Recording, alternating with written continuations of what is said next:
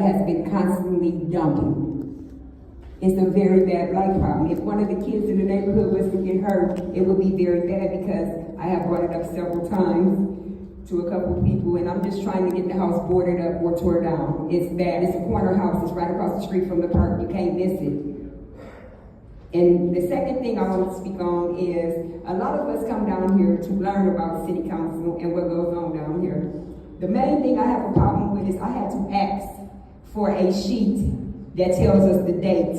They used to be back there, they're not there, they're not downstairs. You just have one over the elevator. How would anybody know what's the dates to come down here if they can't get a paper? I just want to know, like, the simple questions is, can somebody help me get the house boarded up or torn down? Because it's blight everywhere over there. And the second thing I want to know is for all the newcomers coming on, like how when me and my husband first started down here, how can they get a paper to know what days that you actually have a city council meeting on? Because it's only one and it's over the elevator. You know, it's a lot of people that don't look over the elevator right there to see what's going on. Just a simple question, that's all I wanted to know is, can y'all please put papers out so everybody can actually know? Because I had to ask for one last week.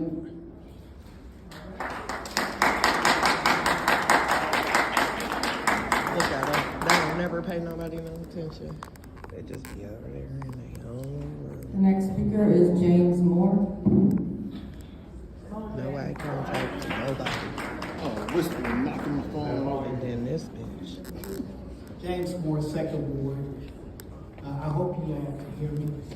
I've been getting a lot of telephone calls locally saying that what we're doing will not make a difference.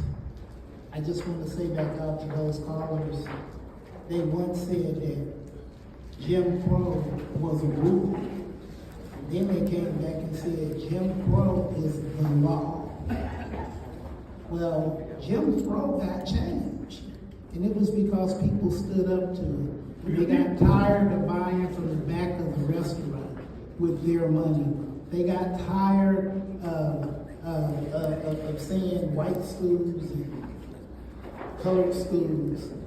They got tired of sitting at the back of the bus. That was Jim Need Crow. a budget. Well, we're Everybody tired was of y'all going trying to mad bring the Jim other day Crow because a in lot of between. stuff had happened. Jim Crow is in the past. Y'all can't be I don't even know if he still got a place to a live. voice and we But we're just speak our letting you know mind it's about about the respect. injustice that was done to Y'all, us. Eric Words made, his words was that y'all had these wacky rules. These wacky rules that we used to could, if you got put out on your first and your second warning, you could stand in the hallway. Now, they're escorting them down the hallway, into the elevator, and all the way up to the sliding glass doors as you go past the mayor's office. It sounds like Jim Crow, man. I just want to ask a question and maybe y'all can find out. But by the four fine gentlemen that we got here that I call peacekeepers, y'all may call them the police. After when they throw everybody out, do they go from being part-time or full-time? Because when they come back up here, what is there to do? Well, why are you throwing people out the sliding glass doors? I just want to remind the peacekeepers that their cars are still parked out there and we buy the gas. They can, once they throw them out, they can go and patrol the city and make this place a lot better, safer place. Y'all have a good day. Wow! Ha! So much safer. Look at him over there whispering. The next speaker is Stanley Wood.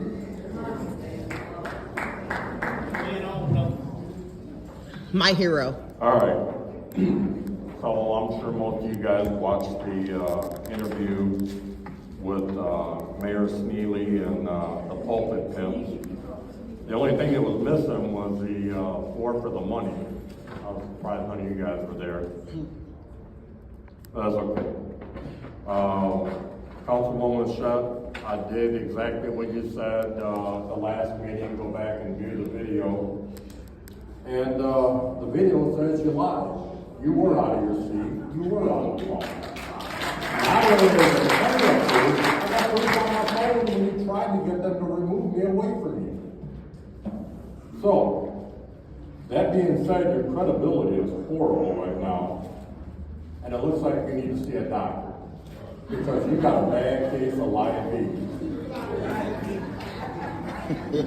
So, as I try to get myself more acclimated to what's going on around here, I downloaded a copy of the charter. I want to know what, how this city is run. And just in 2 days of going over the charter, Yep. I've come up with 6 charter violations that I can see right now, plain as day. Okay? One of them is involving Councilwoman Priestley, Councilwoman Mouchette, and Councilman Jarrett. And that is you guys haven't assigned somebody to the E&A board yet. I know 2 of you probably have an agenda for that, because without the E&A board being able to meet, obviously they can't take action. So if you don't assign somebody to them, they can't do anything. They finally had a meeting last night. Their last meeting before that was in February. Let that sink in, February. Okay?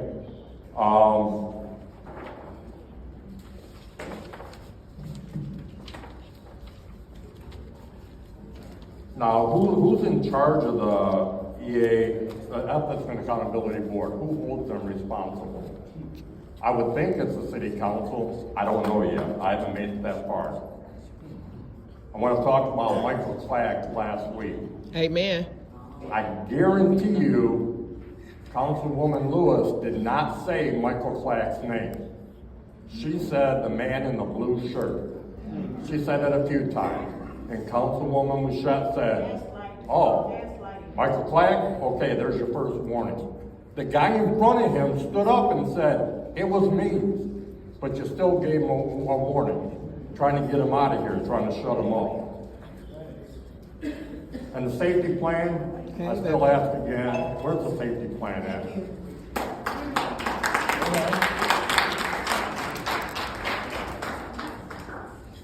The next speaker is Taylor Sampson.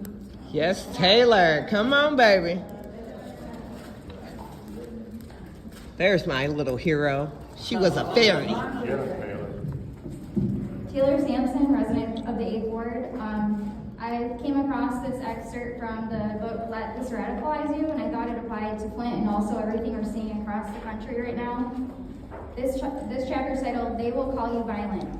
If your tactics disrupt the order of things under capitalism, you may well be accused of violence, because violence is an elastic term often deployed to vilify people who threaten the status quo. Conditions that the state characterizes as peaceful are in reality quite violent. Even as people exercise and experience the violence of poverty, the torture of imprisonment, the brutality of policing, the denial of health care, and many other violent functions of this system, we are told we are experiencing peace, so long as everyone is cooperating. When state actors refer to peace, they are really talking about order. And when they refer to peaceful protests, they are talking about cooperative protests that obediently stays within the lines drawn by the state. The more uncooperative you are, the more you will be accused of aggression and violence. It is therefore imperative that the state not be the arbiter of what violence means among people seeking justice. First of all, to all the media back here, Channel 12, 5, 66, 25, M Live, I got Michigan Public Radio back there. We are residents of this city, not protesters. When we are in these chambers, this is our chambers. We are residents. Quit saying we're protesters. We are here speaking and telling our truths because this is the people's chambers. Thank you. I'm tired of hearing that narrative. And the mayor is inciting the violence here. He is the one that is repeatedly sicking the police on us. He is the one that is going through and telling the chief what to do. He's the one that's telling these council 1, 2, 4, and 7 what to do. We know you all have called the police multiple times. We've seen Liddell do it week after week. Quit playing these games with us. This is our lives that you're talking about. These are decisions you're making that are affecting us and everything we do. And every time they talk about us being violent,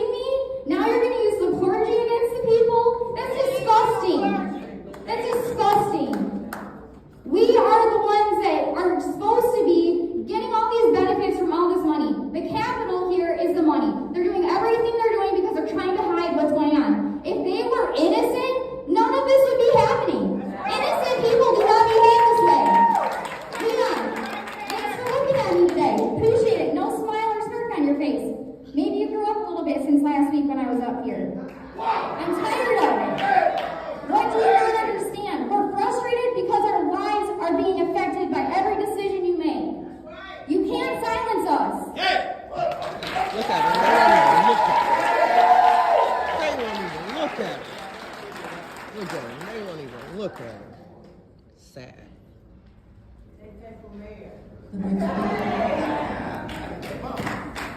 The next speaker is Arthur Woodson. Come on, Art. Talk to him now. Good evening, I love what you said, flipping tables, that caught my attention right there. Let's talk about the Matthew, what is it? Matthew 4:8. Matthew 4:8, what I saw yesterday at the press conference.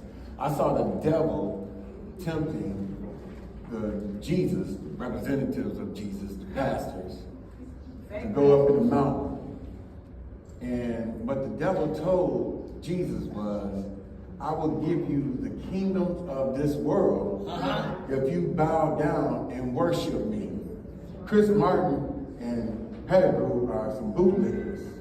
At this press conference, you want to say that you're talking about unity, but the first thing that exits your mouth is we need them to vote on the youth resolution because Chris Martin gets to line his pockets. Because Chris Martin is part of it. Amen. Preach now. It's sad that we have Judas that's going to end up planting 30 pieces of silver under the willow tree that Judy planted.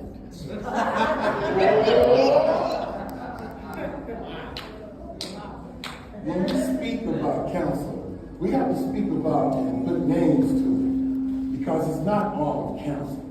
It's the four. First ward, second ward, fourth ward, and seventh ward. Preach. The other ones have been trying to get our roofs, trying to get the $94 million out to the public. The other ones have been lining their pockets. Look at Liddell. Liddell came in here looking like Raggedy Ann when she first started. Now she have a new hairdo every 2 weeks. She got brand new privacy fence. Her driveway is done. And then you still picking with the lady next door. I mean, it's sad. Put names to it. I sat here when I saw the other four make amendments to this budget to take the mayor's office budget down from 1.5 to 500,000. So don't say that the council isn't doing their job. Then they find $13 million instead of $4 million. How can I do a budget when the budget isn't right? How can I do a budget when the administration comes up here and don't have any information? Ms. Girl, how much money is in the kitty for all the lawsuits that's happening? Because I just got my case dismissed when they arrested me out in the hallway. You and I both know that's against the law or against our rights for them to arrest us in that hallway. Why do y'all keep on adding on to lawsuits? Because mine will be out next week. Thank you. Whoa!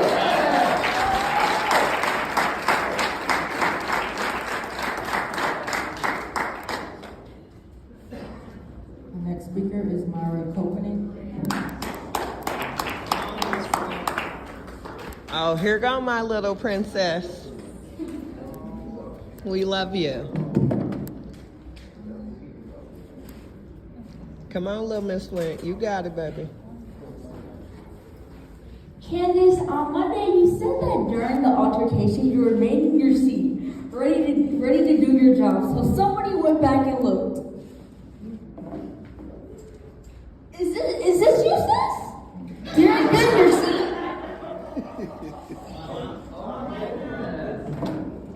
So who exactly is spreading misinformation? Liddell, my name is Mari. Let me repeat myself and make it clear. My name is Mari, M-A-R-I.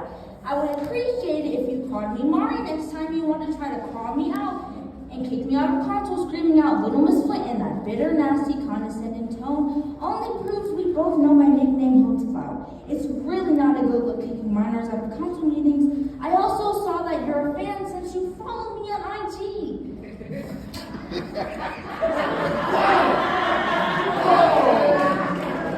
Y'all have this obsession with saying people are trying to cause chaos for likes and views on social media. I have always used social media to spread awareness about what happens to the residents of Flint. about the residents Flint that are dealing with, and I have zero plans to stop it. But let's make this clear. I am not the kid that's going to stay in a child's place and respect my leadership when y'all clearly have zero respect for me. I will meet you with this exact same energy you give me. And this is the same exact way the residents of Flint feel. You love to antagonize us and speak down on us like children, but the minute we call you out and give you back the same energy, you weaponize police against the people. We barely have enough police on the streets to handle real crime, but you continue to waste resources by having 4 to 6 officers in the chamber for every single meeting. Why not move some of those officers outside to do community engagement or cover calls from the people? Today it took Flint over 2.5 hours to respond after getting a call for a missing 15-year-old potentially being held hostage. Thankfully, we were able to call U of M police and got officers on scene within 5 minutes. How can you say council leadership is committed to the residents of Flint when you continue to sit up there and ignore the residents' concerns? You look down at your phone and roll your eyes when you are speaking. How can you be committed to the residents of Flint when you continue to kick anyone out of the council that disagrees with you? How can you be committed to the residents of Flint but continue to be cornered in this chaos? What stops cities' businesses from getting done? Flint youth account for about 25% of residents in the city of Flint, while summer jobs for 100 youth in the city of Flint is a good start. What about the other 20,000 or so youth that call Flint home? What do you have to offer them? We all know that these summer jobs won't do anything to stop the crime in Flint. Those calling the unity have yet to step outside of their own churches to speak to the youth to find out what the problem is. We need so much more than summer jobs and leadership that seems clueless on how to actually help. So once again, please get your SHIT together. Thank you.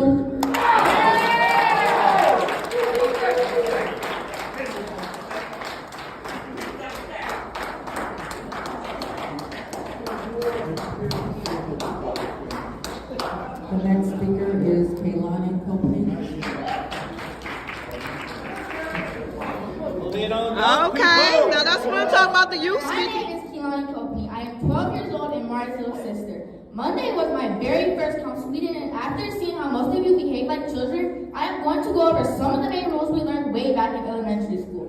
1. Treat others the way you would like to be treated. 2. When someone is speaking, listen to them and give them your full attention. 3. Your tone means just as much as what you are trying to say. 4. Don't tell lies.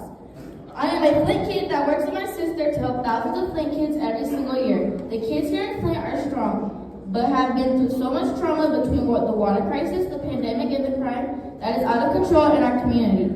So many of the kids are struggling with basic necessities like food, clothing, and school supplies. The kids here need more programs in place to make sure that they have their basic needs met. We need programs that help kids on all levels, starting in the schools, after school, on the weekends, and during summer break. What happens when those summer jobs end? Those 100 kids are right back where they started. Please stop acting like children and start thinking about the children of Flint. Well said, baby, well said. And still, the children get no respect from the council. And still, the children get no respect from the The next council. speaker is Lottie Durrett. And still, the children get no respect from the council. Okay. Hi, my name is Lottie Durrett, First Ward. I'm just here to speak on that conference. And this is how I feel as a resident. I'm not a rioter, I am a resident. I am a tax-paying resident. I am a homeowner resident in the city of Flint. So we do have the right to march and use those roads that we pay for and those sidewalks that we pay for. And with that being said, how the concerned pastors, where was they at when the old people were being snatched out of vehicles? Where are they at? This youth is out of control. They are unhinged. Where are they at? Where are they at when we suffering through this water crisis? Where are they at? And how come every time they brought their concerned stuff down here, they locked their stuff up in that room and couldn't talk about what was going on with the concerned pastors in the council? We tired of this. We are not rioters. We are citizens of Flint, and we are fed up to here. It's at a boiling point.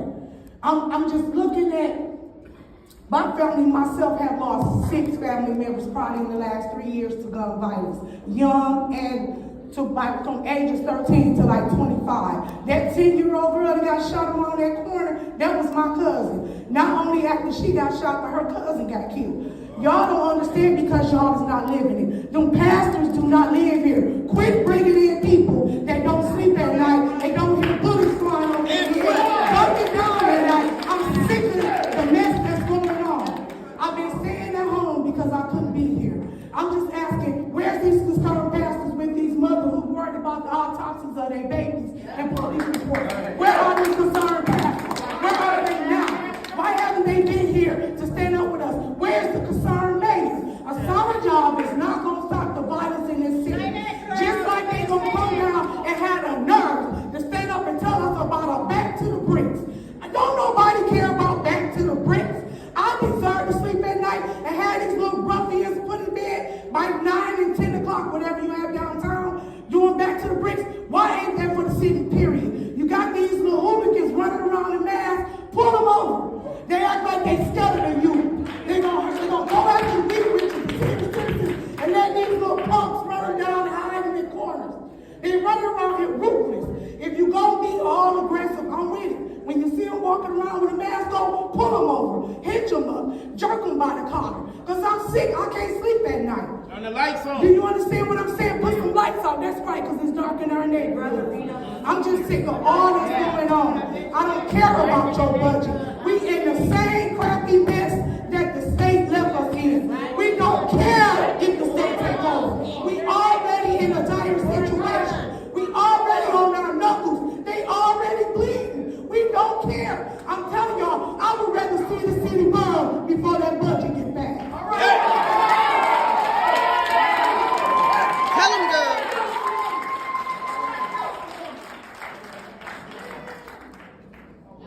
The next speaker is Beverly Biggs Lee. Okay, Miss Biggs. Come on, talk to him, baby. Third ward. We need you in that seat, baby. She is getting in that seat. She should be in it already. My name is Beverly Biggs. I am running for the third ward. I'm not doing the right thing. But my thing is that you got first ward, second ward, fourth ward, seventh ward. All of you lie.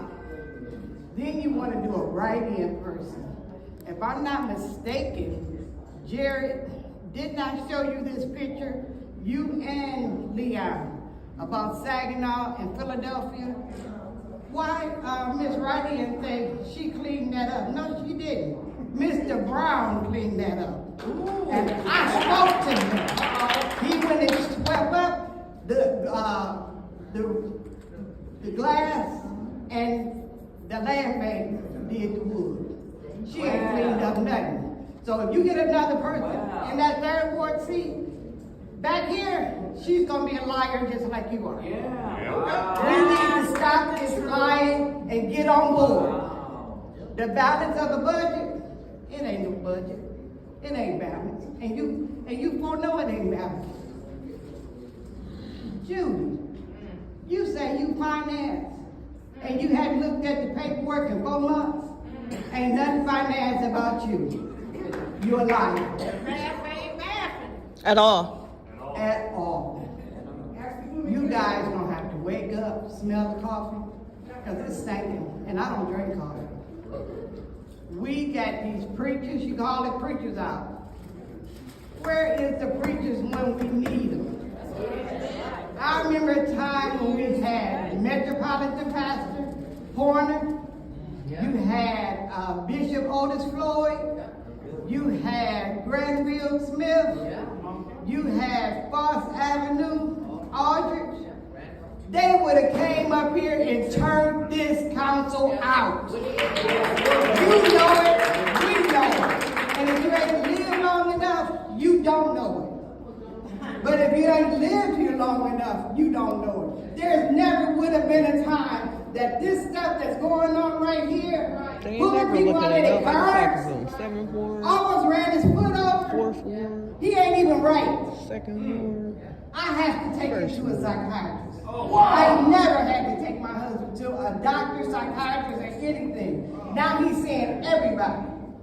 But you guys can hold your head down and don't look up and shoot. Oh, I don't know what I want to say about you.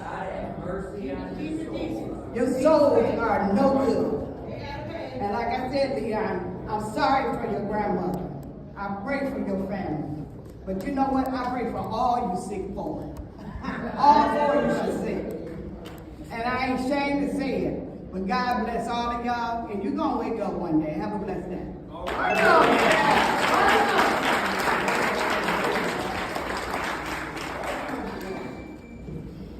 Next speaker is Shalita Savage.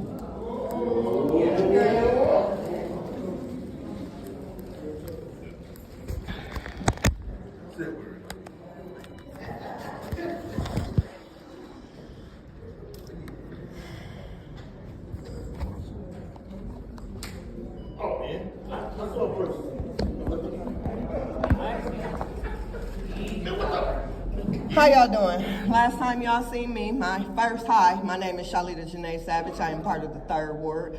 Last time I came up here, I was very angry, to say the least bit. My 8-year-old, as Little Miss Flint has already let us know, a 15-year-old was being held hostage and we couldn't get any type of police relief. My 8-year-old was held hostage for over 21 days. But yet, when we hold a peaceful protest on a Sunday, God's day, not only do we get the police that are impeding traffic, driving at speeds unfathomable for the turning lane, which is not even a lane for you to drive in, but they are snatching elderly people out of cars. Not only that, but a friend of mine that I know very well because he likes to cuddle at night. Yeah, he's a police officer, a peace officer. Yeah, that received a phone call from Miss Candace that said that we had multiple guns up here and we were threatening her during the chambers of Monday. I would like to know who had a gun and all the people that were recording. Could anybody please send me the footage of anybody that was up here in these chambers of concerned residents of Flint, Michigan, about where our money and grant money is going and about how we are living in this city. Where anybody pull a gun at? I've seen several residents get assaulted by officers. I've seen council members inciting the police to come and start a riot. I've seen multiple people trying to calm me down after someone up there allegedly said that I was being, what is the word that they use? I can't even think right now. Disorderly. You mean? But how am I being disorderly when an officer, a peace officer of your chambers walked up to a resident and asked the resident, you know her better than me, can you help me get her out of here? And the moment that he got me calm is the moment that y'all, Flint police, y'all thugs, y'all gang for Neely and the minions, 1st, 2nd, 4th, 7th Ward, call the police and think that we gonna stand down? No, we gonna stand up and we are ready for whatever it is because you guys have had us in survival mode too long and enough is enough. We don't have schools. We don't have grocery stores. Our roads feel like worse than roller coasters riding down them. You need shock struts and everything else. We can't get the police to come for a bulldozer, a killdozer coming up Dork Highway all the way to DuPont and taking out 2 buildings. But yet, we got 50 police officers ready because the circus decided to call her minions and have a whole act in the chambers. Y'all have a good one.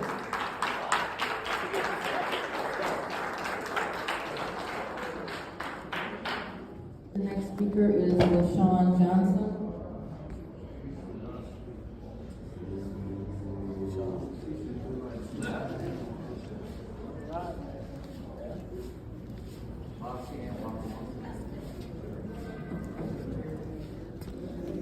Good evening. My name is LaShawn Johnson, and I am a writing candidate for the Flint 3rd Ward. At our campaign kickoff last night, something became very clear.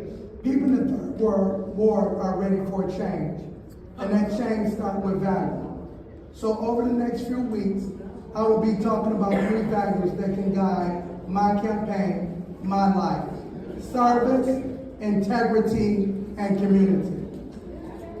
Tonight, I just want to speak briefly about what those values mean to me and what they can mean for Flint. Service means showing up, not just talking. I have driven in the city of Flint. Please respect each individual public's time to speak. Go ahead. I have been driving buses in the city, clean up light, knock on doors, and help our seniors. I serve because I care. It's that simple. Integrity means doing what's right, even when no one watching. It means putting people over politics and standing up when it counts, and even if you're standing alone. And community. I'm trying to go to jail. You taking it? Community. You ain't gonna frisk That's me? everything. Community. I'm a trip out. I'm a trip out. I'm a trip out. Check in on.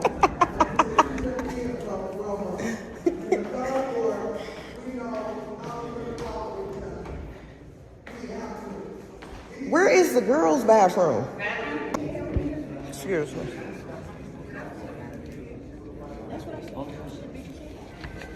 I know she's fucking lying. We know she lied. Who voting for her? Did she really just do her? Pause your time. Please speak into the mic. You're facing the audience and you are addressing us and not them. So I thank all of the speakers that came up here. Who voting for her? Did she really do her campaign? The fucking vote? Like we gave a fuck?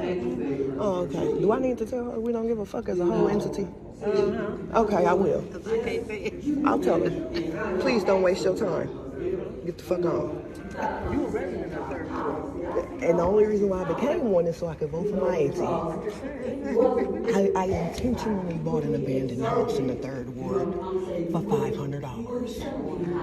Just so I could have a say-so. If you get in that fucking seat, and I'm going tomorrow to have my best friend buy 25 more houses in the 3rd Ward, they better find somebody else to play with. You know, I thank you. You don't have my back. Not at all. You know what I'm saying? You don't have my back.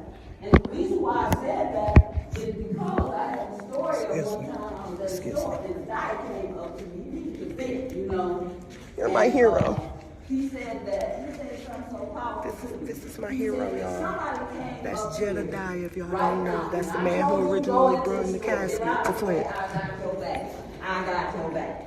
You know what I'm saying? And I thought about that. You know, from there's something the city didn't get pulled out the car.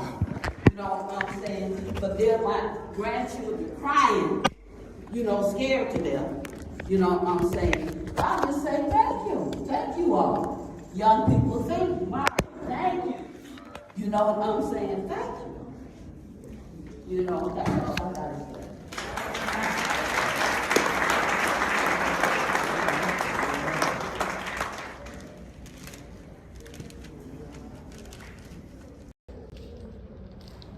The next speaker is Lashante Murchison.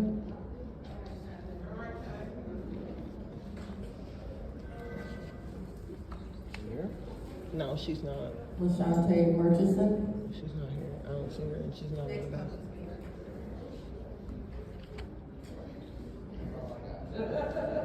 That's the last speaker. Okay, that's the last speaker. It's now time for council response. Council members may respond once to all public speakers, only after all public speakers have spoken. An individual council member's response shall be limited to 2 minutes. Is there anyone who'd like to use this time? Go ahead, Mr. White. Madam Chair, through you to the city attorney. City attorney is the position of ambassador an official city position? No. Somebody say no, no. Can you hear me? You can hear me? Yeah. Okay. No. So the 3rd Ward ambassador is not a commission position out of the charter. So it's not an official position? The 3rd Ward ambassador does not have an official position with the city. So it's not an appointed position? I'm just trying to get clarification because if the third ward, I'm gonna do air quotes, ambassador is continuing to use city resources to campaign, that's against the charter.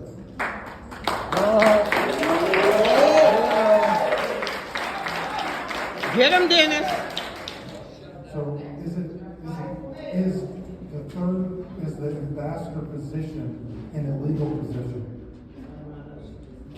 Does the mayor have the ability to create positions? Because if so, that is a blatant abuse of the charter, using, it's the same reason that I can't go out in public speaking and do a campaign speech back during public holidays. So it sounds like you're asking multiple questions. There should not be, and the clerk and I are looking into anyone making campaign statements from the podium. So that is something that is under research, period. The second part of your question is whether or not city resources are being used. I don't know that. So if you can explain what city resources are being used, I can answer that question. Thank you, that is your time. Anyone else? They do, because 2 minutes is not enough. Thank you, Madam Chair. First, I would like to thank all of the residents. Thank you for being engaged in the process. Thank you for being here, taking time out of your busy schedules to continue to be present here in your chambers. Out of the mouths of babes, I sit here. We have youth in the house. For acknowledging to speak to the council, and I just thank you too for coming. Wow, very, very insightful, and thank you. Thank you, Reverend Matthew Smith. Thank you for being here. Powerful. What a powerful prayer. And what a powerful message that you stood here and rendered to us. Thank you so much for being here. And I do want to speak to you after this. Residents, all I gotta say is continue to stand up. And we will.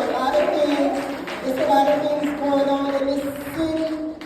And when I tell you it's layers and layers and layers of stuff, gotta peel it like a I onion. just need you guys to continue the fight.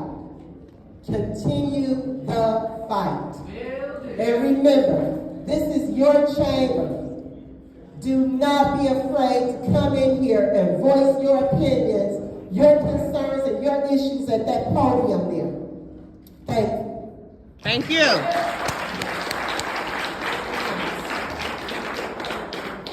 Anyone else? Madam Chair. Go ahead, Mr. Burns. Thank you. I want to say thank you to each and every one of you for coming here, and I owe it to you to pay attention when you step to the podium and speak. That's the least we should all be giving you. Secondly, Reverend Hope Smith, I enjoyed the conversation with you and Reverend Powell. Thank you for sending all of us the letter, because I make sure I respond. You are a part of our community. Amen. We need the podium here. And I'm glad you took to that podium. Thank you for that. And I hope that you'll continue to show up. And to Juantez Davis, I want you to understand, since you decided to call my name, usually I ignore you because you be loud and wrong. I do want to state that we had different budgets. One was 4.2, one was with the negative, the deficit, the other was 13.4. We don't have the ability, and if you read the chart, we don't direct the CFO or the deputy CFO. We can't go to their office and direct to tell them to give us the documents. When we got here tonight, because you simply don't know, you loud and wrong, we just got, get them in order. Mr. Davis, please. There you go. We just got a document tonight, this evening, 132 pages, that's line item. And so when you don't understand these things and you step to that podium to call us out, things are not the same when you were once was the councilman. It has changed. And you need to understand that. And I want you to have good information, factual information. I want you to be correct on the right side, unlike when you were here holding up your tether. So I want you to understand that. Say it again. So, Clock it, Candace. She said it. Thank you for coming here because we aspire.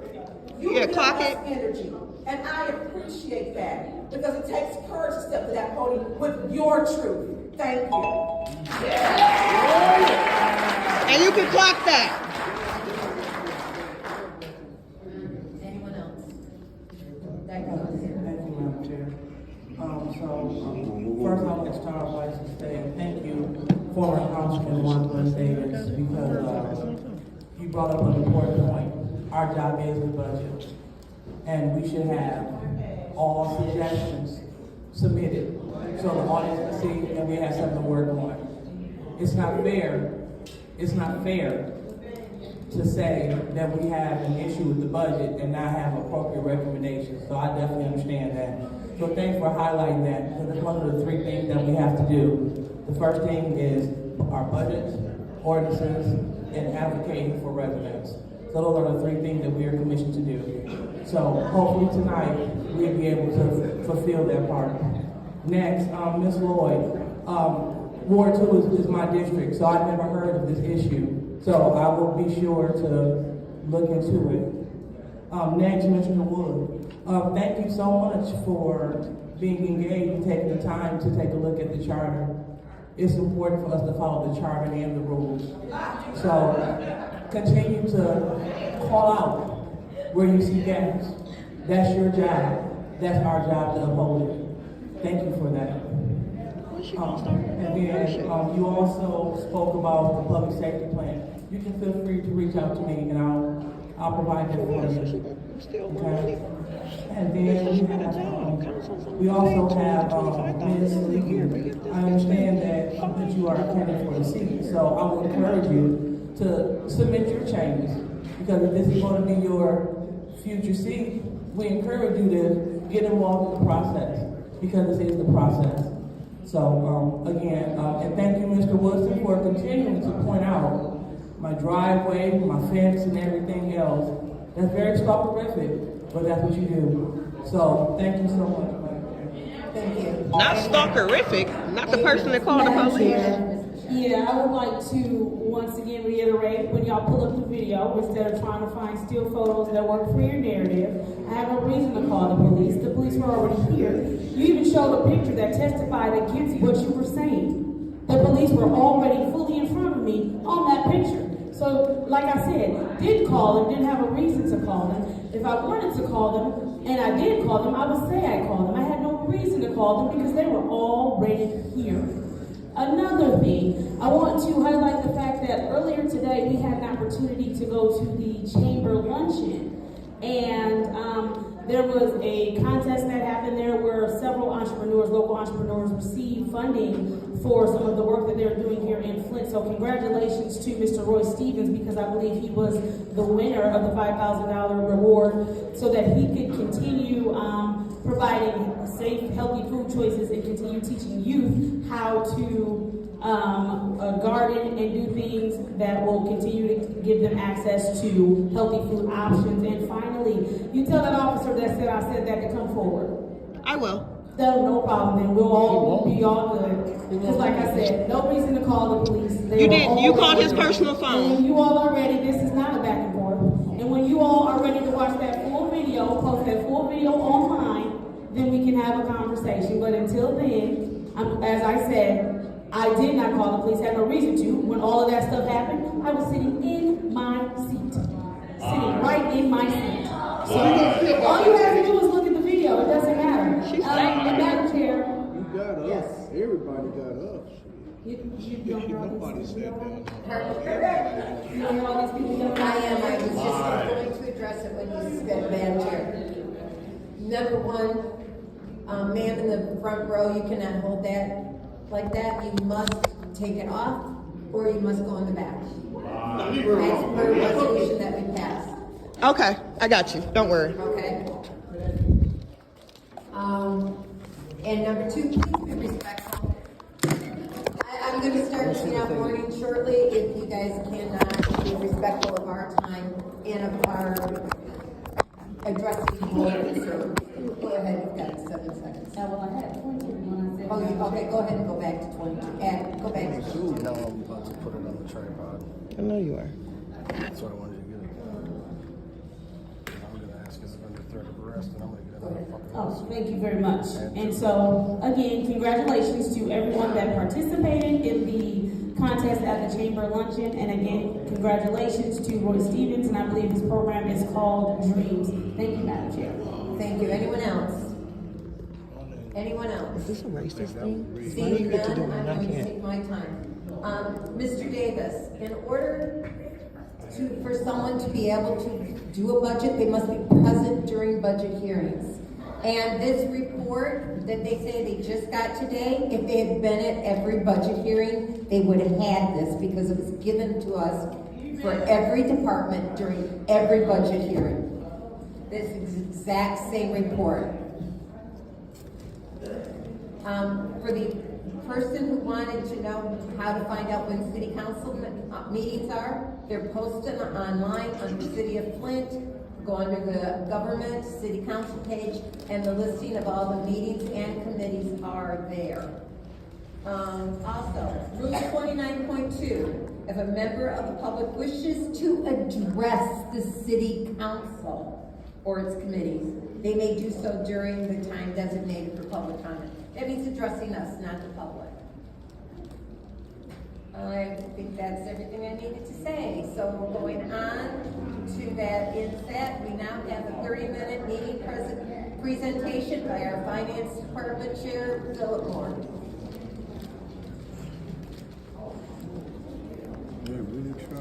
This presentation is regarding the fiscal year 2020. I'm gonna squeeze it together.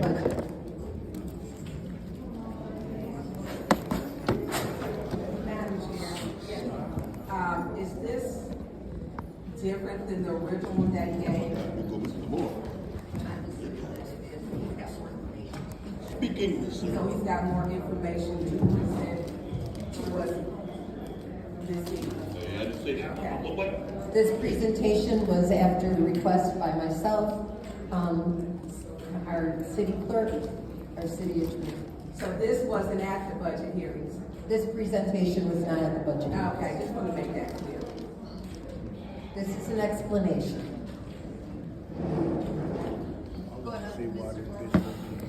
Mr. Moore, whenever you're ready. That's emergency manager conversation.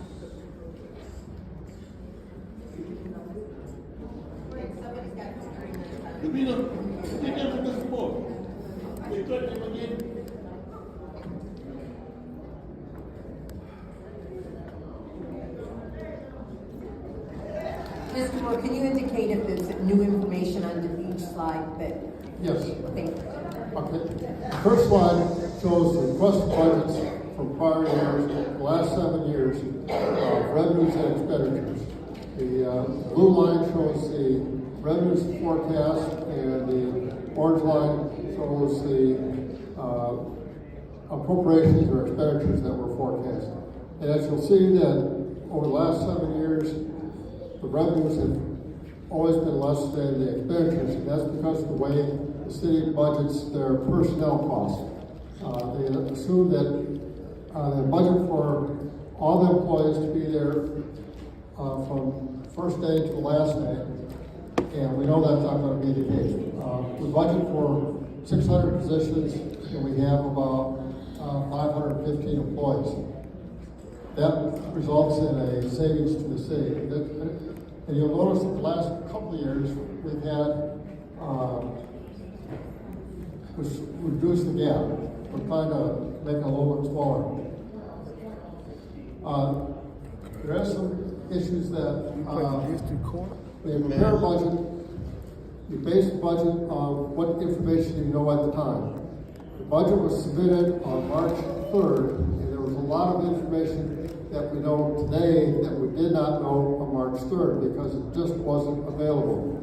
For example, on March 3rd, we did not know if we're going to have a new contract with the district court or if we're just going to let it lapse. Since that time, it has been decided that we let the district court. Point of order. Can we get a copy? Because we're just getting this, and that screen's going to change. So if, I'll email it to you, Doc. yeah, we can have a printed copy because we're just getting it. I know the district court was, excuse me. Well, through you, the chair, I'm not done. Point of order. Thank you. He will email us. No, hold on. Point of order. I don't want to email. I need a written copy because that 700,000 that just showed up. So I get is a budget item to cut. So we get a. That was written also copy. on his list that was I sent just to got us. that one last week. Right. This is. Can we get a written a copy? Go ahead, we'll get it printed off. And we'll Thank you. get your copy. The first column there shows the savings, and then the second column shows the cumulative savings. The second thing is, when we submitted the budget, we had applied for 2 grants, but we did not know if we were going to receive those 2 grants. Since then, we have received word that we are indeed going to receive both of those grants. What's your, I didn't hear, did you say point of information? Request for information. Okay, go ahead. Through you to the speaker. Can you state again what those 2 columns represent? Okay, the first column is the savings for each item. Did you say the savings? The savings. Okay. And the second column is a cumulative total of everything. Cumulative total of everything. Right. Okay, so it's the 700 plus the 1750 is the 2,450,000 plus the 15, the 1.5 is the 3950. And then That's confusing. Okay. Okay, we have received both of those grants. So we're going to be receiving $1.7 million additional revenue grants that we had hoped to have, but we didn't know when we prepared the budget. When we prepare the budget, we try to use information that we know, not from our best guess or we use for our best guess, but we don't. Things that we don't know about, we don't include. The grant wasn't included in the revenue. Next, reviewing the income tax revenue for this fiscal year, we've collected $1.5 million as of the end of May, more than we had budgeted for fiscal year 25. Knowing that, we would revise our numbers for FY 26 to reflect that. We're likely to receive at least that next year. We're also going to be receiving additional $500,000 in the month of June. Next, He went from saying likely to receive to we are going to receive. You see how I got the metal part out? Have them take over our administration of the income tax. The first step of that is to try to get our definitely racial profiling. work with their data. That's a lawsuit. And they have made that work. They've also have identified a number of taxpayers that live in the city of Flint, I had to pay the put the state truck of by Michigan that. income tax, But Jason did can not use pay it. Ain't that something? their city income tax. Which is white privilege. The state is This is white estimating trash. that, we've collected an additional $2.2 million from the He's people not of fucking the Duck Dynasty. Starting next week, the state's going to be sending letters out to those taxpayers to start collecting the collection process, so we will receive some of the money for that. The big news for that, though, is not for the past amount, but they're also going to be signing up for collecting taxes for the upcoming fiscal year, for the current payroll, the current earnings, will now have taxes collected. I only put in $500,000, but I am sure that's a low estimate. Once they start collecting taxes, that's likely to be well above that. That's your plus we're likely to collect most of the past year. In the previous letter that we sent to the City Council, we have capital items for $933,000, and we also had some possible personnel cuts for $895,000. We don't have to go to those last two first four items more than covered. He's boring.